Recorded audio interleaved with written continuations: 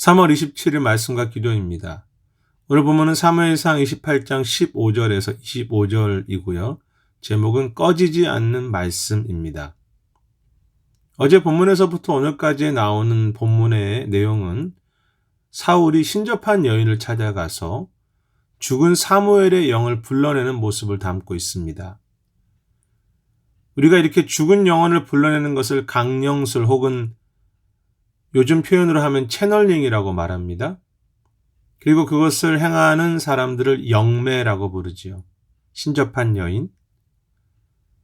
사람들은 죽은 영혼과 대화할 수 있다는 이 매력적인 것에 마음이 빼앗겨서 오늘날까지도 이러한 것을 시도하려고 하지만 이러한 행위는 하나님이 금하신 가증한 것이며 사울 자신도 통치 초기에 이것을 금했던 것을 어제의 본문을 통해서 알 수 있습니다. 그렇기 때문에 여기에 등장하는 사무엘의 영을 어떤 사람들은 하나님께서 매우 독특한 방법으로 개입하셔서 사무엘의 영이 직접 나타난 것이라고 해석하기도 하지만 정통적 해석은 모든 영매의 활동이 그러하듯이 그것이 진짜 사무엘의 영이나 그 영이 직접 말하는 것이 아니라 이러한 모습 자체를 하나의 악한 영들의 속임수이고 그 이름을 빌려서 말하는 것 정도라고 해석합니다. 그런데 이러한 사무엘의 영혼에 대한 이야기, 또 영매 활동보다 우리가 더 관심을 가질 것은 사실 사울과 당시 이스라엘의 상태라고 말할 수 있습니다. 어제 본문에 의하면 사울은 직접 여인을 만나기 위해서 그 신접한 여인을 변장하고 찾아갔다고 했습니다. 한 나라의 왕이 변장을 하고 그 어두움 가운데 있는 여인을 찾아갈 정도로 그렇게 하는 모습은 참 부끄러운 일이고 하나님 앞에서도 큰 죄악이지요. 사울의 비참한 모습입니다. 왜 사울이 신접한 여인 영매를 찾아갑니까? 자신이 블레셋과의 전쟁에서 어떻게 될지를 모르는 두려움 가운데 아무도 답해주는 사람이 없다는 것입니다. 그와 하나님과의 관계가 끊겨졌고 그의 삶의 문제를 신실하게 대화할 아무런 사람이 없었습니다. 이스라엘 왕이 이렇게 추한 모습이 된다는 것은 참 안타까운 일이지요. 하나님은 자신의 약속을 가지고 이스라엘 왕을 세웠지만 오늘의 그 왕의 모습은 하나님의 약속이 어디 있는가 할 정도로 참담하고 어둡습니다. 마치 꺼져가는 불꽃처럼. 그런데 그것은 사울의 모습만이 아니라 현재 하나님의 약속을 이어가야 할 다윗의 상황도 마찬가지지 않습니까? 그는 사울 왕을 두려워해서 피하다 못해 적국인 블레셋에 망명하게 되었고 내일 본문에서부터 본다면 블레셋 장군으로 이스라엘의 전쟁에 출전해야 하는 상황이었습니다.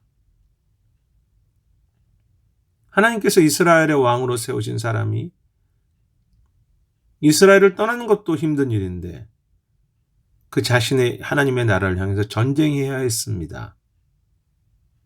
이러한 모습 역시 꺼져가고 희미해져가는 불꽃처럼 하나님의 약속과 그 하나님의 이루어가심이 전혀 보이지 않는 모습이 아니겠습니까?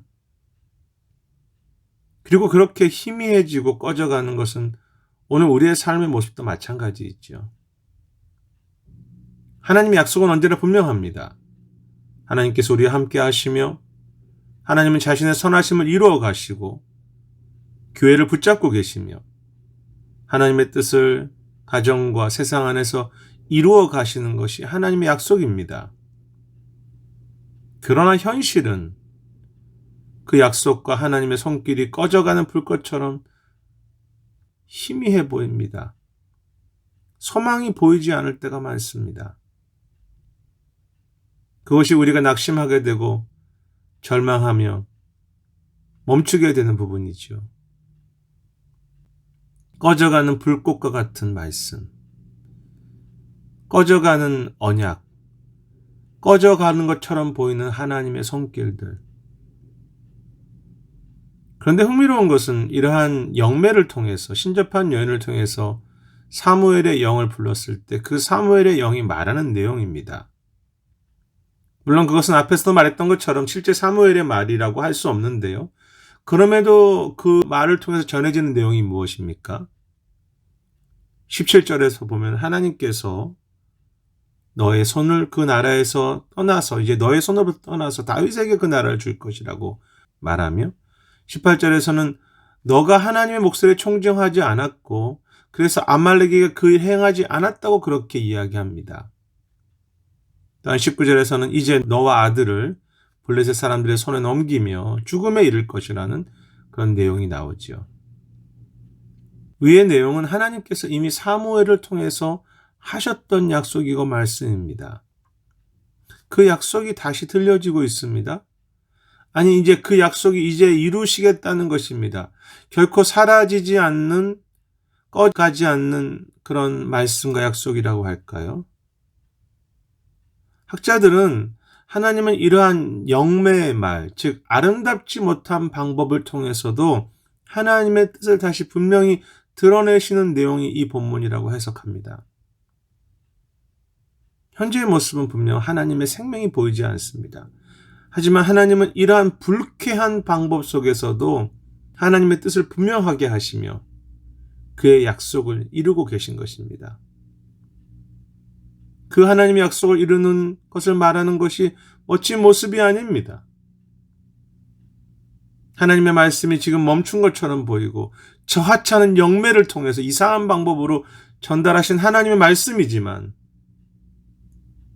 그럼에도 하나님의 말씀과 언약과 그분의 선하심을 이러한 모든 상황과 모든 약함과 그렇게 희미해져가는 영적인 암흑 속에서도 하나님 당신의 뜻을 더 분명하게 하시며 약속을 이루어 가시고 하나님의 나라를 다윗을 통해서 새롭게 이루어 가고 계신 것입니다. 결국 이 말대로 사울은 그 다음날 죽임을 당합니다.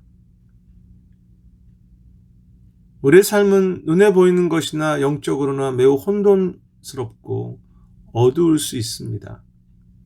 그리고 하나님의 능력과 임재와 역사는 희미해져서 마치 더 이상 그 은혜의 불꽃이 다시 살아나지 않을 것 같은 그런 공동체의 모습이나 개인이나 이 사회라고 생각하고 바라볼 수 있습니다.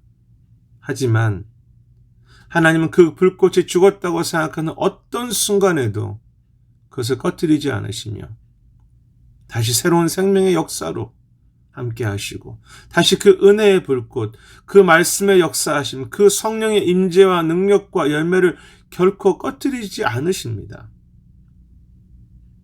단지 내가 혹은 우리가 스스로 포기하고 좌절할 뿐이지요. 말씀이 희미해지는 시대, 마치 신접한 여인을 찾아다닌 것 같은 이 혼탁한 시대에 낙심하거나 포기하지 말고 오늘도 그 말씀의 불꽃을 꺼지지 않게 하시며 주님의 부흥을 멈추지 않으시는 그 하나님을 바라보고 붙잡기를 원합니다. 그래서 어떤 순간에도 다시 불꽃처럼 찬양하고 다시 새로운 마음으로 기도하며 다시 소망으로 뜨겁게 걸어갈 수 있는 우리 모두가 되시기를 축복하고 기도합니다.